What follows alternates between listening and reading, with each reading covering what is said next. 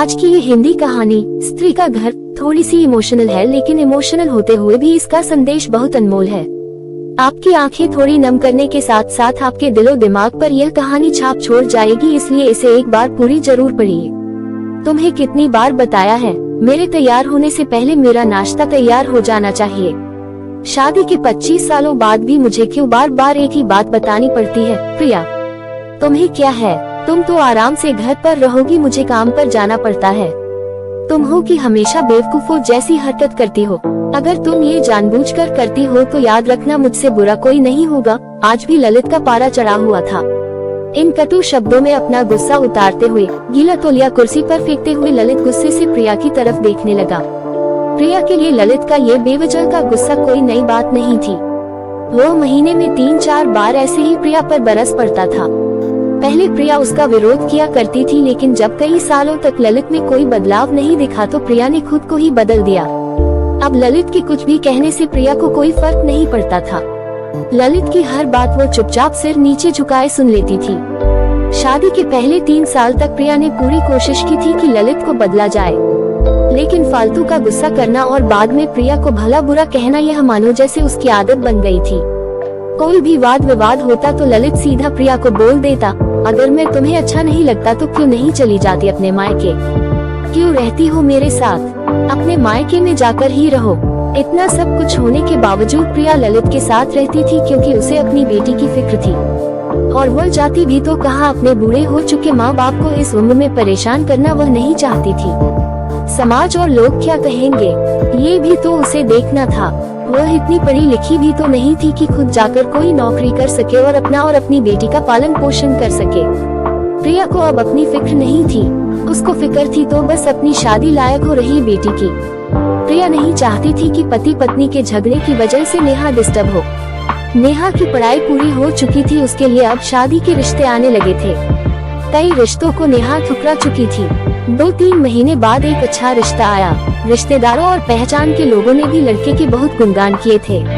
ललित एक शाम अपनी बेटी के पास बैठकर उसे बताने लगा, नेहा बहुत अच्छा लड़का है, पढ़ा लिखा है, बड़ा घर है, बहुत अच्छी नौकरी है। ऐसे रिश्ते बार बार नहीं आते बेटा, इस बार मना मत करना। नेहा अपने पिता से ज्यादा बात नहीं करती थी, शायद डरती थी या शायद नफरत करती थी, लेकिन आज वो अपनी पूरी हिम्मत इकट्ठा कर बोली, मुझे अभी शादी नहीं करना है पापा, मैं नौकरी करना चाहती हूँ, खुद अपने पैरों पर खड़ी होना चाहती हूँ। हाँ तो उसमें क्या बड़ी बात है? मैंने लड़के से बात की है, वो तुम्हें किसी बात के लिए नहीं रोकेगा। तुम शादी के बाद भी नौकरी कर सकती हो, वो तुम्हें नौकरी के लिए परमिशन दे देगा। ललित बोला, मेरा नौकरी करना या ना करना उसकी परमिशन पर क्यों डिपेंड रहेगा पापा? नेहा ने पूछा, मैं कह रहा हूँ ना, तुम्हें किसी भी चीज की कमी नहीं होगी वहाँ। ऐसे रिश्ते बार बार नहीं आते, इसे ठुकरा मत, बहुत खुश रहोगी तुम वहाँ। ललित बोला, पापा क्या मैं उतनी ही खुश रहूंगी जितनी मम्मी इस घर में खुश है? नेहा ने तंज कसते हुए कहा, आज तुम्हारी जबान कुछ ज्यादा नहीं चल रही। ललित गुस्से से आंखें बड़ी करते हुए बोला, पापा मुझे शादी ही नहीं करनी है, क्योंकि शादी के बाद अगर वह लड़का आपके जैसा निकला तो मैं क्या करूँगी? मुझे आपके जैसा जीवन साथी नहीं चाहिए जो बिना बात के मुझ पर हमेशा चिल्लाए। मुझे कुछ भी अपनी पसंद का लेना हो तो 10 बार सोचना पड़े, कहीं वह नाराज ना हो जाए। मेरी तबीयत कैसी भी हो उसे परवाह ना हो, रोटी थोड़ी सी मोटी बन जाए तो घर सर पर उठा ले, उसकी चेकबुक ना मिले तो भी मेरा ही दोष निकाले, और हर छोटी मोटी बात पर मुझे मायके जाने के लिए कहे। नेहा ने अपना दिल खाली करते हुए पापा से सब कह दिया। ललित का गुस्सा 7वें आसमान पर था, लेकिन उसके मुंह से एक भी शब्द नहीं फूट रहा था। वो नेहा की बातें सुन रहा था। नेहा उतना ही बोलकर चुप नहीं हुई। आज पहली बार वह अपने पापा के सामने इतना कुछ बोल रही थी। पापा, आपने माँ के साथ हमेशा गलत व्यवहार किया है। आप अपने ऑफिस का गुस्सा बिना सोचे समझे माँ पर उतार देते हैं, कभी इस बात की परवाह भी नहीं करते कि उन्हें कैसा लगता होगा। आपकी बातें सुन सुन माँ ने अपना स्वाभिमान खो दिया। ललित आज पहली बार अपने किए बर्तावों को महसूस कर पा रहा था। वो इतना ही बोल पाया, जो तुम्हारा मन है वो करो, मैं तो इतना बुरा हूँ ना? नेहा ने ललित का हाथ पकड़ा और बोली, पापा मुझे सिर्फ एक सवाल का जवाब दे दो, क्या आप चाहेंगे कि मेरा पति आपके जैसा हो? अगर आपका जवाब हाँ है तो कर दीजिए मेरा रिश्ता आज ही, और ना है तो मुझे आत्मनिर्भर बनने दीजिए। ललित कुछ भी ना बोल पाया और वहाँ से चुपचाप बाहर चला गया। आज उसे प्रिया के सामने जाने में शर्म आ रही थी। चलते चलते उसकी आंखों से आंसू बह रहे थे। ललित ने आज से अपने आप को बदलने का निश्चय किया। अगले दिन से प्रिया ने अपने पति में काफी बदलाव देखा। वो सोचने लगी कि जो हिम्मत नेहा ने दिखाई है, वह हिम्मत अगर मैं पहले ही दिखा देती तो शायद आज परिस्थिति कुछ और होती। अब नेहा पढ़ लिख कर अच्छी नौकरी करने लगी थी और 3 साल बाद उसके लिए एक अच्छा रिश्ता आया और उसकी विदाई पर ललित बोला, बेटा तू हमेशा खुश रहेगी क्योंकि तेरा पति तेरे बाप जैसा नहीं है।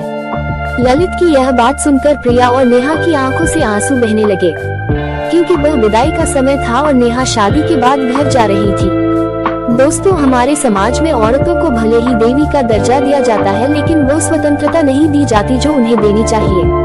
उन्हें बचपन से ही बताया जाता है कि वो पराया धन है। स्कूल से आने में देर हो जाए तो पिटाई मिलती है। मोबाइल पर बातें करते हुए दिख जाए या खिड़की से झांकते हुए दिख जाए तो शक किया जाता है। माँ बाप का घर तुम्हारा नहीं है, पति का घर ही तुम्हारा घर है। जीवन भर ये बातें बता बता कर उन्हें ससुराल भेज दिया जाता है और एक दिन किसी छोटे मोटे झगड़े में ससुराल वालों से उन्हें सुनना पड़ता है कि इस घर को छोड़ दो और मायके चली जाओ। अब आप ही बताओ दोस्तों, ऐसी स्त्रियों का सच्चा घर कौन सा? आखिरकार वह किस घर को अपना कहें?